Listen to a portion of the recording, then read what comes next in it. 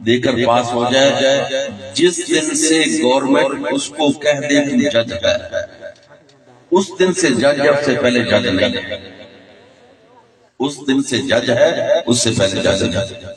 پھر جج بھی 24 گھنٹے جج نہیں رہتا، کمرہ عدالت میں جائے گا، جا کر بیٹھے گا، وقت مقررہ تک جو فیصلے کرے گا وہ ہے جج۔ گھر کی بیٹھک میں کوئی جج نہیں ہے، کھیل کے میدان میں کوئی جج نہیں ہے، کیا بات، کوئی جج نہیں ہے۔ جج صرف جب سے گورنمنٹ کی جاب ہوئی وہ بھی مد نظر رکھا جائے گا، پھر کمرہ عدالت میں بیٹھے گا، اس کے فیصلے صادر ہوں گے، کمرہ عدالت سے نکل آئے گا، اس کی بات کا اعتبار نہیں ہے۔ اور میرے آقا مکہ میں بولے پھر بھی اللہ کے رسول، سبحان اللہ، غار ثور میں بولے پھر بھی اللہ کے رسول، سفر ہجرت میں کلام فرمائے پھر بھی اللہ کے رسول، میرے آقا صلی اللہ علیہ وسلم مدینہ میں کلام فرمائے اللہ کے رسول، میرے آقا مسجد نبی میں کلام فرمائے اللہ کے رسول، حجرہ عائشہ صدیقہ میں کلام فرمائے اللہ کے رسول، منبر پر کلام فرمائے اللہ کے رسول، سفر میں کلام فرمائے اللہ کے رسول، حضر میں کلام فرمائے اللہ کے رسول، میرے آقا فرش پر کلام فرمائے اللہ کے رسول، عرش معلیٰ کی طرف میں جا کر کلام فرمائے پھر بھی اللہ کے رسول، اس لیے کہ لفظ رسول کا منصب بہت بڑا ہے۔ اور وکیل اور جج کے الفاظ جس نے کسی کی شک میں کہہ دیا، لیکن میرا بھی دان کہتا ہے کہ یہ آقا صلی اللہ علیہ وسلم کی عظمت اور شان سے بہت نیچے رہ جاتا ہے، کیونکہ حضور کو اللہ نے رسول بنایا، رسول۔ اور اگلی بات، جج وہ ہوتا ہے کہ جب اس کا وہ عہدہ ہے تو جج ہے، عمر کی حد ہوتی ہے ریٹائرمنٹ کے لیے، ریٹائرمنٹ ہو گئی یہ تو لکھا جائے گا سابقہ جج، سابقہ چیف جسٹس، لیکن کسی رسول کے بارے میں یہ نہیں آیا سابقہ رسول، نہیں آیا، جس کو رسول بنا دیا یوم اول سے رسول بنا دیا، عالم ارواح میں رسول بنا دیا، پھر وہ منصب رسالت عالم ارواح میں منصب رسالت ہے، میرے آقا تشریف لے آئے منصب رسالت ہے، میرے آقا دائی حلیمہ سعدیہ کی گود میں ہے، پھر بھی میرے آقا رسول اللہ ہے، میرے آقا صلی اللہ علیہ وسلم جس جگہ پر کلام فرمائے وہ اللہ کے رسول ہے، سبحان اللہ۔ اللہ پاک نے فرمایا محمد رسول اللہ صلی اللہ علیہ وسلم، آقا صلی اللہ علیہ وسلم کے بارے فرمایا کہ حضرت محمد صلی اللہ علیہ وسلم اللہ کا رسول ہے۔ آگے پھر عظمت اصحاب کے پر میں نے بات کرنی ہے، اللہ پاک نے فرمایا والذین معہ، جو ان کے ساتھ ہیں، اس کی ہے دو تفسیریں، ایک تفسیر تو یہ ہے کہ یہ پوری آیت والذین معہ اشداء الکفار رحماء بینہم تراہم رکعا سجدا یبتغون فضلا من اللہ ورضوانا، کچھ مفسرین کہتے ہیں یہ چار یاروں کے بارے میں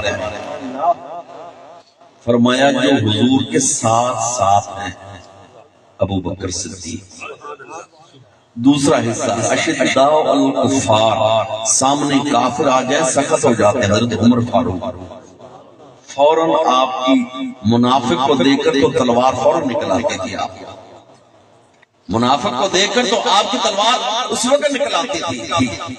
اور تیسرا حصہ رحماء بینہم، نرم دل آپس میں، حضرت عثمان غنی، اور چوتھا حصہ تراہم رکعا سجدا یبتغون فضلا من اللہ ورضوانا، اے دیکھنے والے جب بھی تو دیکھے گا، کبھی رکوع میں دیکھے گا، کبھی سجدے میں دیکھے گا مولا علی مرتضیٰ، مولا علی مرتضیٰ کی ذات پاک ہے۔ والذین معہ، اس آیت مبارکہ سے حضرت ابو بکر صدیق کو مراد لے لیا جائے یا آقا صلی اللہ علیہ وسلم کے کل اصحاب کو مراد لے لیا جائے؟ کیونکہ معیت نبی جس کو ایک لمحے کی نصیب ہو جائے وہ بھی صحابی بن گیا، جس کو ایک مہینے کی معیت نصیب ہو گئی وہ بھی صحابی ہے۔ اور ابو بکر صدیق کا تو مقام ہی کیا ہے، مکے میں ہے تو جناب ابو بکر صدیق ساتھ ہے، سفر ہجرت ہے حضرت ابو بکر صدیق ساتھ ہے، غار ثور کا قیام ہے حضرت ابو بکر صدیق ساتھ ہے، مدینہ طیبہ کا استقبال ہے حضرت ابو بکر صدیق ساتھ ہے، حضرت ابو ایوب انصاری کی میزبانی ہے ابو بکر صدیق ساتھ ہے، مسجد نبوی کی تعمیر ہے ابو بکر صدیق ساتھ ہے، میرے آقا میدان جہاد میں ہے ابو بکر صدیق خاص ہے، عاشقان مصطفیٰ اب میرے آقا مزار میں جلوہ فروز ہے ابو بکر صدیق ساتھ ہے۔ والذین معه۔ اور دیکھا جائے تو ایک اور اعتبار سے باقی صحابہ کرام جب تک سرکار کی ظاہری حیات طیبہ اس وقت تو ساتھ ہے، لیکن ابو بکر صدیق کی معیت جب زمین کے اوپر قدمین شریف ہے تب بھی معیت ہے، اب تہ زمین میں آرام فرما رہے ہیں اب بھی معیت ہے۔ سبحان اللہ۔ والذین معه، فرمایا جو میرے نبی کے ساتھ ہے۔ حضرت ابو بکر صدیق رضی اللہ تعالی عنہ کی عظمت و شان کہ ابو بکر صدیق رضی اللہ تعالی عنہ وہ ہیں کہ سب سے پہلے کلمہ پڑھنے والے، سب سے پہلے معراج کی تصدیق کرنے والے، سب سے پہلے علل اعلان کلمہ توحید و رسالت کا اعلان کرنے والے، میرے آقا غار حرا سے آئے، سب سے پہلے لا الہ الا اللہ محمد رسول اللہ صلی اللہ علیہ وسلم کی صدا ابو بکر صدیق کی زبان مبارک سے آئی، اور سب سے پہلے جنہوں نے علل اعلان کہا، لوگوں یاد رکھو کہ یہ اللہ کے سچے رسول ہیں، یہ اللہ کے سچے رسول ہیں۔ کیسے؟ میرے آقا صلی اللہ علیہ وسلم کو 3 سال بعد، پہلی بڑی کی بات 3 سال بعد یہ جب آیات اتری وَأَنذِرْ عَشِيرَتَكَ الْأَقْرَبِينَ کہ اب اپنے قریبی عشیرہ اپنا جو ہے نا خاندان ان کو بھی آپ دعوت دیں۔ میرے آقا صلی اللہ علیہ وسلم خانہ کعبہ کی طرف آئے، خانہ کعبہ کے ارد گرد کی جگہ اس وقت خالی تھی، عمارتیں نہیں، کچھ بھی نہیں تھا، تو قریش کے سردار دن کے وقت یہاں پر اپنی اپنی بیٹھیں لگاتے تھے، مجلسیں لگاتے تھے، بیٹھتے تھے، کوئی ایک ٹولی ادھر بیٹھی، کوئی ایک ٹولی ادھر بیٹھی، ارتقال خانہ کعبہ کا بہت وسیع جگہ تھی۔ میرے آقا علیہ السلام تشریف لائے اور حضور نے اونچی آواز سے میرے آقا علیہ السلام فرمایا کہ تم گواہی دو کہ میں اللہ کا رسول ہوں۔ سنا سب نے، ایک ٹولی سے ایک نوجوان اٹھا قریش کا، الیاذ باللہ، اس نے کہا کذبتا، الیاذ باللہ، کہ آپ نے جھوٹ کہا۔ دوسرا نوجوان اٹھا قریش کا، اس نے بھی یہی الفاظ بولے کذبتا۔ ایک ٹولی سے ایک نوجوان اٹھا، اونچی آواز سے کہتا ہے صدقتا یا رسول اللہ، یا رسول اللہ، صدقتا یا رسول اللہ۔ جب قریشی سرداروں نے مڑ کر دیکھا کہ یہ آواز کہاں سے آ گئی، پتا چلا کہ یہی ابو بکر صدیق ہے جنہوں نے سب سے پہلے خانہ کعبہ کے قریب حرم میں علل اعلان اونچی آواز سے کہا صدقتا یا رسول اللہ۔ دنیا والے ان کو ابو بکر صدیق کہتے ہیں۔ میرے آقا علیہ السلام معراج سے تشریف لے آئے، معراج کا واقعہ تفصیل سے بیان کیا جائے بہت لمبا ہے، لیکن یاد رکھیے ہر معجزہ یہ عقل سے بہت بلند ہوتا ہے، عقل سے ماورا ہوتا ہے، کیونکہ اگر معجزہ کو بندہ عقل پر سوچے پرکھے تو یہ بات آج نہیں سکتی سمجھ میں۔ اب عقل صلی اللہ علیہ وسلم نے اور ان وقتوں میں اور آج کے وقت میں فرق ہے، ان وقتوں میں اتنی ٹیکنالوجی، جہاز، ہیلی کاپٹر، سفیر، لیٹن ایسی چیزیں تو نہیں تھی، لیکن پھر بھی جب میرے آقا صلی اللہ علیہ وسلم نے آ کر میرے آقا نے بتایا نا کہ رات کے تھوڑے سے حصے میں میرے رب نے مجھے سیر کر لیلم منل من آتا ہے، یہ آتا ہے بعض کے لیے تبعیض کے لیے کہ پوری رات نہیں لگی، رات کا تھوڑا سا حصہ، رات کا تھوڑا سا حصہ، یہ ساری سیر ہو گئی تو واپس آ کر بتایا تو قریش کو یہ بات آ گئی کہ آج یار کو یار سے جدا کرنے کے لیے بہترین موقع ہے، یار کو یار سے جدا کرنے کا بہترین موقع ہے۔ تو سب نے واقعہ معراج سن کر ابن ابی قحافہ کے دروازے پر گیا اور جا کر کہتے ہیں اے ابن ابی قحافہ، اگر کوئی کہے کہ میں رات کے تھوڑے سے حصے میں اتنی بڑی لمبی سیر کر آیا ہوں، مان لو گے؟ ابو بکر صدیق کو بھی اللہ پاک نے صحبت نبی کی وجہ سے فراست عطا فرمائی تھی۔ آپ نے فرمایا مجھے بتاؤ کہ یہ کہا کس نے ہے؟ اللہ۔ انہوں نے کہا کہ اگر کوئی کہہ دے، انہوں نے کہا نہیں یہ کہا کس نے ہے؟ سبحان اللہ۔ تو قریش کہنے لگے کہا ہے تمہارے یار محمد بن عبداللہ نے۔ حضرت ابوبکر صدیق نے فرمایا اگر میرے حبیب محمد رسول اللہ یہ فرماتے ہیں کہ میں رات کے تھوڑے سے میں ہو آیا ہوں، میں مانتا ہوں، اقرار کرتا ہوں، بلکہ اگر میرے حبیب یہ بھی فرما دے میں ایک رات میں بار بار ہو کر آیا ہوں، اس بات کو بھی مان لوں گا۔ سب سے پہلے جنہوں نے تصدیق کی معراج کی وہ بھی ابوبکر صدیق ہیں، اور حضرت ابوبکر صدیق کی محبت کے واقعات بہت کثیر ہیں۔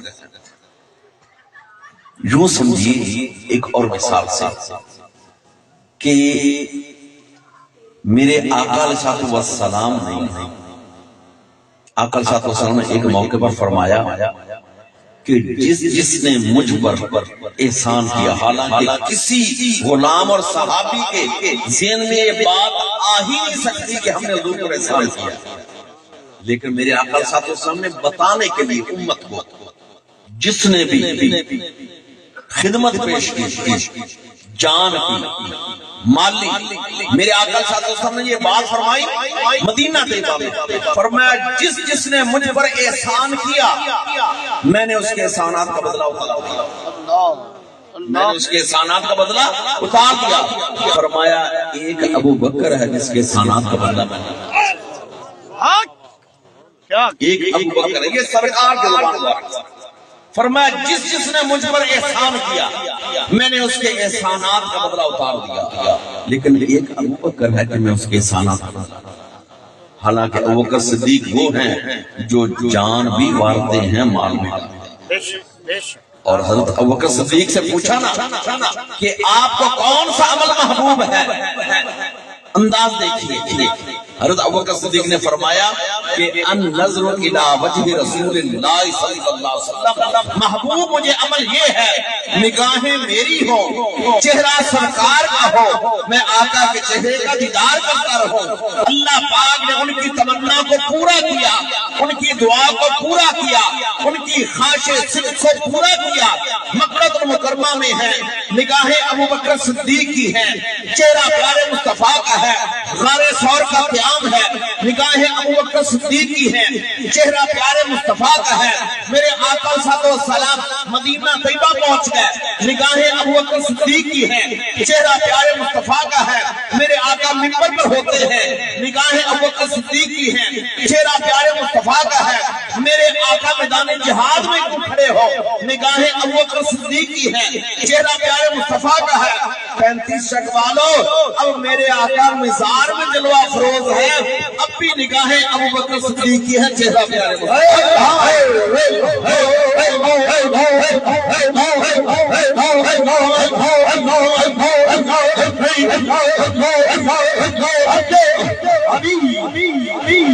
فرمایا کہ مجھے پسند یہ ہے کہ نگاہیں چہرہ رندوں کے لیے میخانے کی ہر رسم عبادت ہوتی ہے، دل بر کو بٹھا کر پیش نظر چہرے کی تلاوت ہوتی ہے۔ اور یہ آقا صلی اللہ علیہ وسلم کے چہرے کا دیدار یہ حضرت ابوبکر صدیق کی پہلی تمنا تھی، اور یہ تمنا ہر عاشق کی ہوتی ہے۔ اسی طرح واقعہ حدیث پاک سے مسلم میں ملتا ہے کہ آقا صلی اللہ علیہ وسلم کے صحابی در مصطفیٰ میں آ کر رونے لگ گئے. حضور صلی اللہ علیہ وسلم نے فرمایا روتے کیوں؟ انہوں نے کہا یا رسول اللہ صلی اللہ علیہ وسلم، عرض کی یا رسول اللہ صلی اللہ علیہ وسلم، آج دل میں ایک خیال آیا ہے کہ کل نفس ذائقۃ الموت. جب میں نے بھی موت کا ذائقہ چکھ لینا ہے، آپ نے بھی اس وادی سے گزر کر آخرت کو جانا ہے. یا رسول اللہ، مجھے خیال ہی آیا کہ جنت میں آپ کا مقام اور مکان بہت بلند ہوگا، میرا مقام اور مکان بہت نیچے ہوگا. تو مجھے خیال ہی آیا کہ جب آپ کا چہرہ مبارک جنت میں نظر نہیں آئے گا، میرا گزارا کیسے ہوگا؟ محبت کی مثال دیکھیے، کیوں رو رہے ہیں؟ حالانکہ صحابی رسول کو پتا ہے جنت میں دودھ کی نہریں بھی ہیں، رب کا قرآن بھی بتا رہا ہے جنت میں شہد کی نہریں بھی ہیں. یہاں پر تو مکھی شہد شیشیوں میں خالص نہیں ملتا، وہاں پر نہریں چل رہی ہوگی. یہاں پر دودھ ڈبے میں خالص نہیں ملتا، وہاں پر دودھ کی نہریں ہوگی. اللہ پاک فرماتے ہیں لہم ما یشاء، جو دل میں آئے گا جنت میں مل جائے گا. جنت کی نعمتیں بہت زیادہ ہیں، نعمتوں کی جگہ کا نام ہی جنت ہے، نعمتوں کی جگہ کا نام ہی جنت ہے. لیکن صحابی رسول کی نظر نہ جنت کے حوروں کو سور کی طرف گئی، نہ دودھ کی نہروں کی طرف گئی، نہ شہد کی نہروں کی طرف گئی. صحابی رسول کی نظر گئی تو چہرہ مصطفیٰ کا. عرض کیا یا رسول اللہ صلی اللہ علیہ وسلم، مجھے رونا اس لیے آ گیا کہ جنت میں آپ کا مقام اور مکان تو بہت اونچا ہوگا، میرا مقام اور مکان نیچے ہوگا. جب آپ کا چہرہ مبارک نظر نہیں آئے گا، میرا گزارا کیسے ہوگا؟ حضور آقا علیہ السلام نے ابھی لب مبارک کھولے نہیں، قرآن کی یہ آیات اترائی، انعم اللہ علیہ من النبیین والصدیقین والشہداء والصالحین وحسن اولئک رفیقا. اے پیارے حبیب، ان کو بتا دیں ان کی محبت اتنی ہے تو یہ ہوں گے بھی وہاں آپ کے ساتھ ساتھ. حضرت ابوبکر صدیق کی خواہش کیا تھی؟ نگاہیں میری وہ چہرہ حضور کا. اور آپ سے پوچھا گیا اور کیا آپ کی تمنا ہے؟ حضرت ابوبکر صدیق نے فرمایا کہ انفاق مالی علی رسول اللہ، کہا کہ میرے دل کی تمنا ہے کہ اللہ مال عطا فرمائے، میں آقا صلی اللہ علیہ وسلم پر قربان کرنا چاہتا ہوں. انفاق مالی علی رسول اللہ. اور واقعہ تو بہت ہے. غزوہ تبوک 9 ہجری کا واقعہ. غزوہ تبوک اعلان ہوا جہاد کا، رومیوں کے ساتھ عیسائیوں کے ساتھ بہت بڑا جہاد تھا.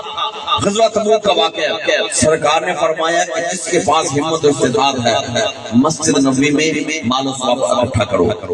کسی نے 1 گھوڑا، کسی نے 2 گھوڑے، کسی نے اونٹ خدمت کیے، کسی نے درہم، کسی نے دنانیر، جو مال و ثواب ہوتا گیا. حضرت عبد الرحمن بن عوف مدینہ طیبہ میں صحابہ میں امیر ترین صاحب شمار ہوتے تھے. عبد الرحمن بن عوف نے گھوڑے بھی، اونٹ بھی، درہم بھی، دینار بھی آقا کے بارگاہ پیش کر دیا. حضرت عمر فاروق رضی اللہ عنہ آئے بہت سارا مال و ثواب لے کر، لیکن سرکار نے پوچھا یا عمر سے یا تو آپ آئے تو آپ نے پوچھا اے عمر آج کتنا مال لائے ہو؟ عرض کیا یا رسول اللہ صلی اللہ علیہ وسلم، جو گھر کا تھا نا سرمایہ اس کو آدھا کیا، نصف آدھا آل اولاد کے لیے رکھ دیا ہے اور آدھا اٹھا کر آپ کی بارگاہ میں لے آیا. میرے آقا بہت خوش ہوئے، دعا فرمائی. تھوڑی دیر کے بعد حضرت ابوبکر صدیق رضی اللہ تعالیٰ عنہ یار غار مصطفیٰ، یوں کہیے کہ تاجدار صداقت سیدنا صدیق اکبر آپ تشریف لے آئے، سامان آقا کی خدمت میں پیش کیا. میرے آقا علیہ السلام نے نگاہ شفقت فرمائی اور پوچھا اے ابوبکر کتنا لائے؟ عرض کی یا رسول اللہ صلی اللہ علیہ وسلم، جو کچھ تھا سب کچھ، سبحان اللہ، جو کچھ تھا سب کچھ تھا. حضور نے پھر فرمایا ما بقیتا، ماں بقی تھا، باقی کچھ نہیں چھوڑا گھر میں. عرض کیا گھر اللہ اور اس کا رسول چھوڑا، گھر اللہ اور اس کا رسول چھوڑا. حضرت ابوبکر صدیق رضی اللہ تعالیٰ عنہ نے آقا صلی اللہ علیہ وسلم کی ذات پاک سے محبت کے دیدار بھی اور آقا صلی اللہ علیہ وسلم بھی، یہ دونوں قربان کر کے بتا دیا کہ یار کا دیدار بھی، یار کی اتباع بھی، یار کی اطاعت بھی